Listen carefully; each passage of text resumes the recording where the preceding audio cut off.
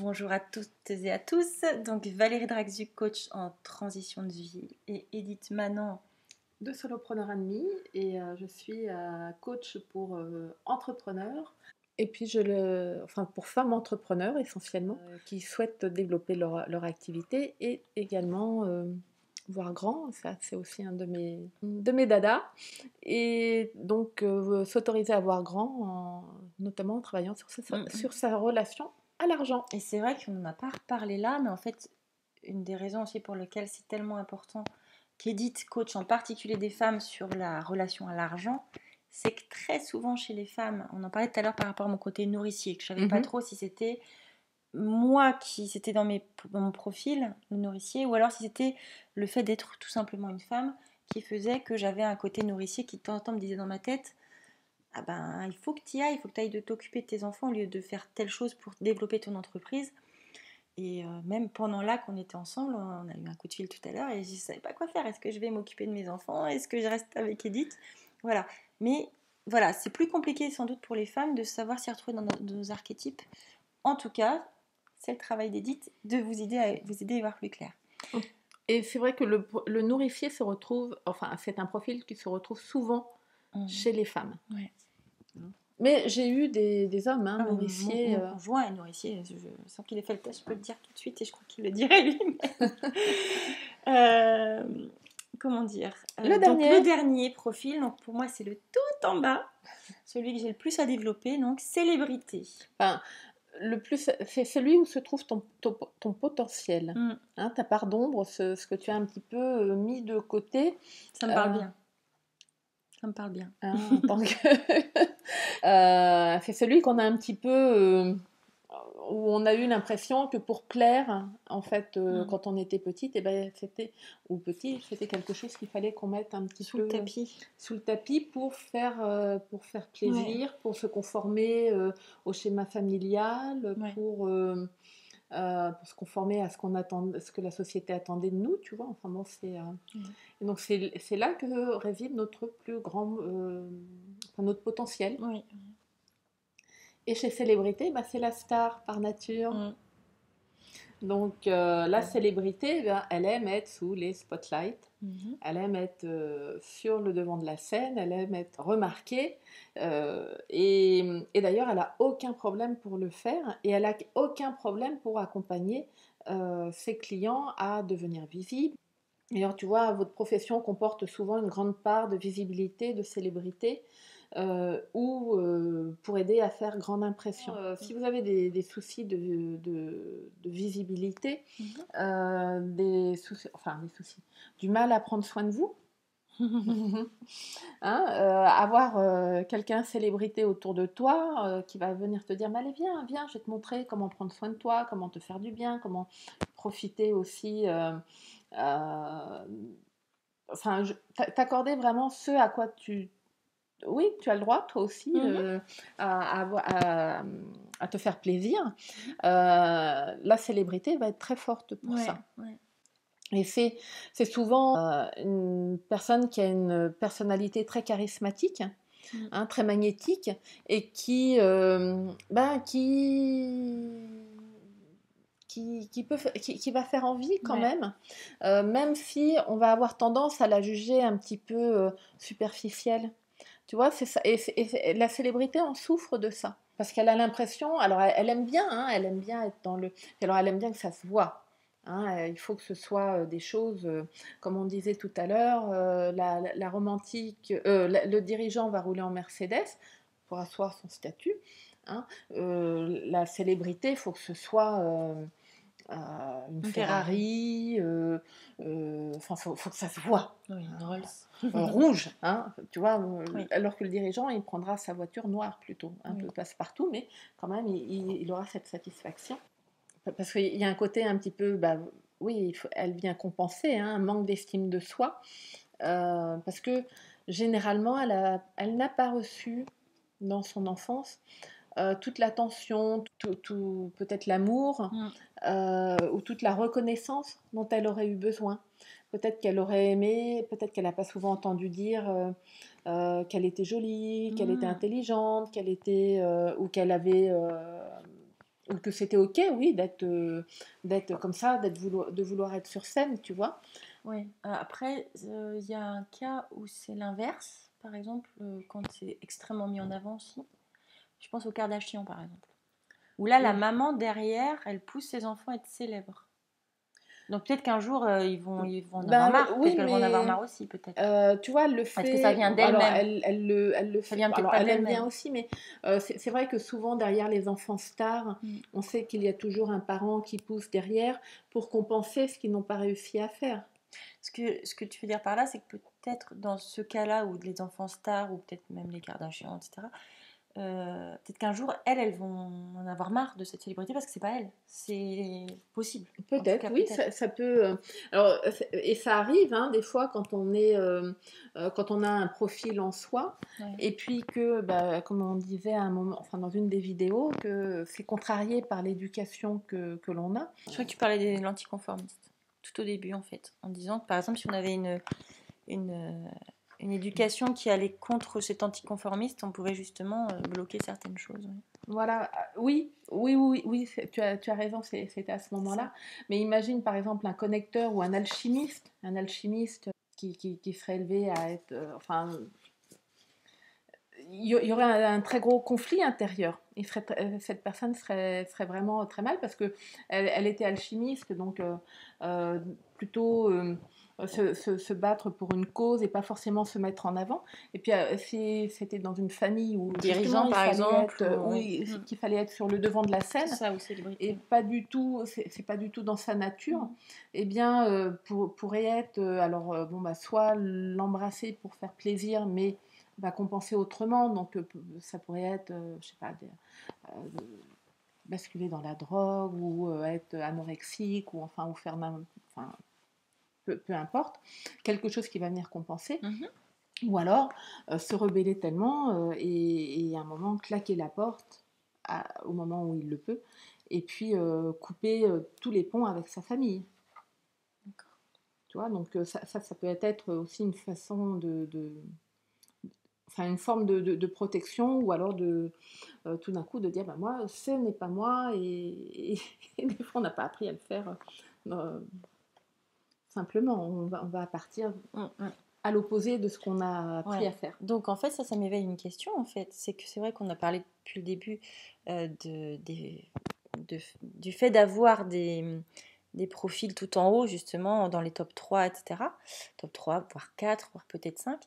Mais c'est aussi ce qui est très intéressant de voir avec Edith, c'est justement quels sont les profils, les archétypes de l'argent qui sont en bas, pour pouvoir savoir si c'est dans nos choses à travailler qui sont refoulées peut-être, ou au contraire qui sont à travailler parce que on peine un peu dessus. Le dernier, en fait, quand on travaille, quand je travaille avec mes clientes, on prend les 3 premiers et le dernier. Hein, donc on travaille à partir des 4.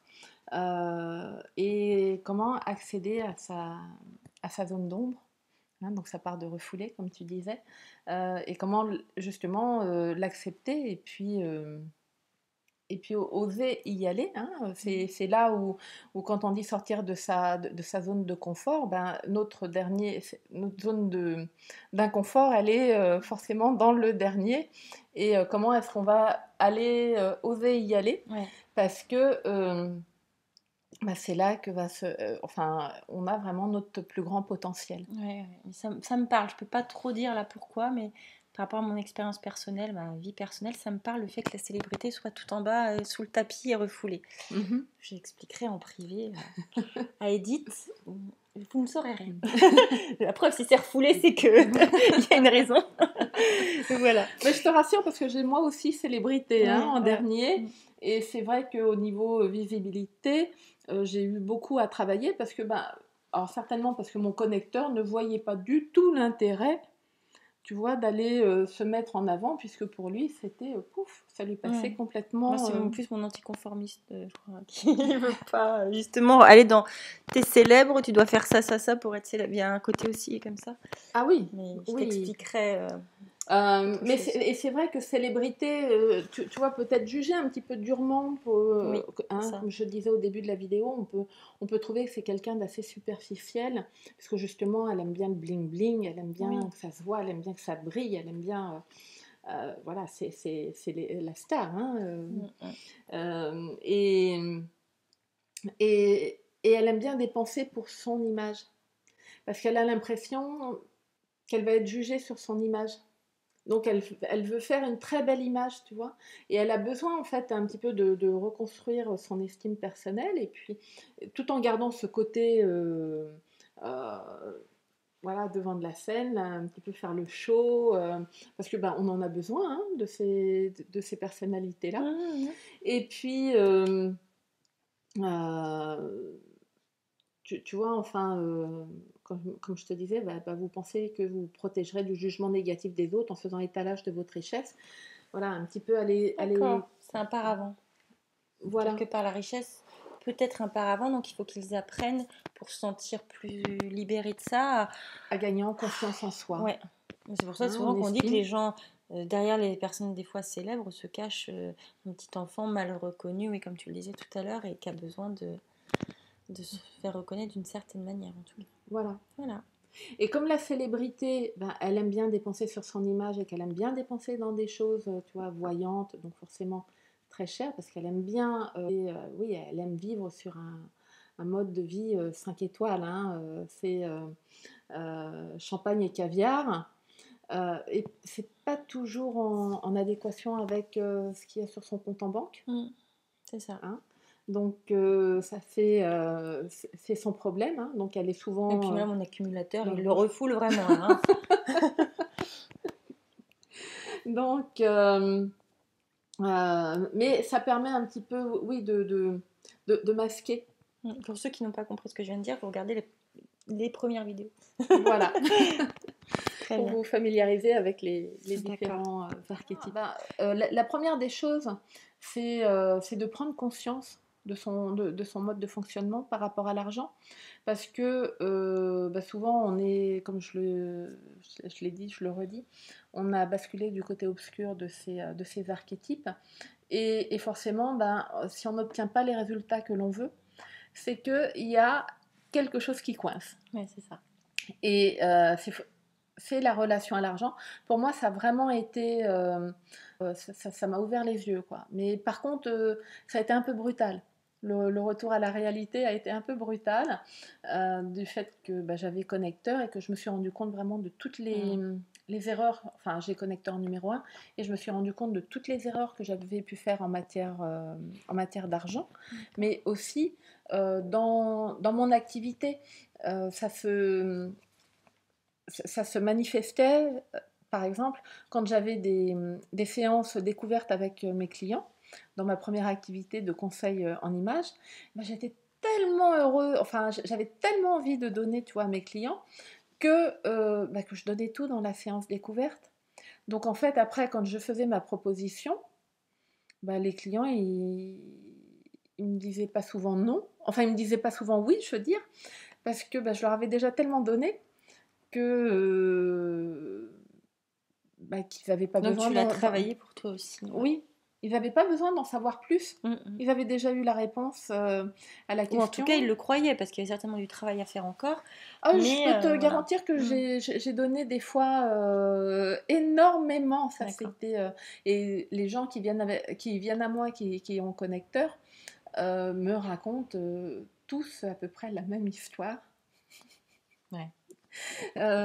En se disant ils arrivent tout penauds, et je suis dit, mais je vous rassure, moi aussi j'ai été comme ça. mais par contre, bon, soyez rassurés, il n'y a pas d'archétype qui soit meilleur qu'un autre. Tout à fait. Encore une fois, je tiens vraiment à le... Puis l'archétype, c'est pas une personne.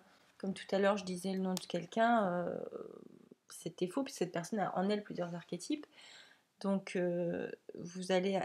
L'archétype, c'est comme si on disait un adjectif sur quelqu'un. Cette personne n'est pas que cet adjectif. Donc, on est une accumulation de... c'est le cas de le dire,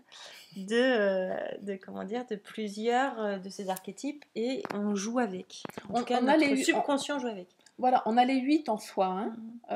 On les va plus ou moins développer. Bien sûr.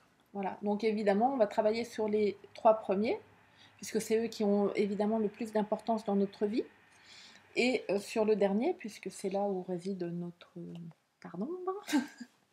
Mais effectivement, après, on peut aussi, moi quand on travaille avec mes clientes, quand elles ont besoin de quelque chose, on peut aussi aller se dire, tiens, quel archétype je pourrais aller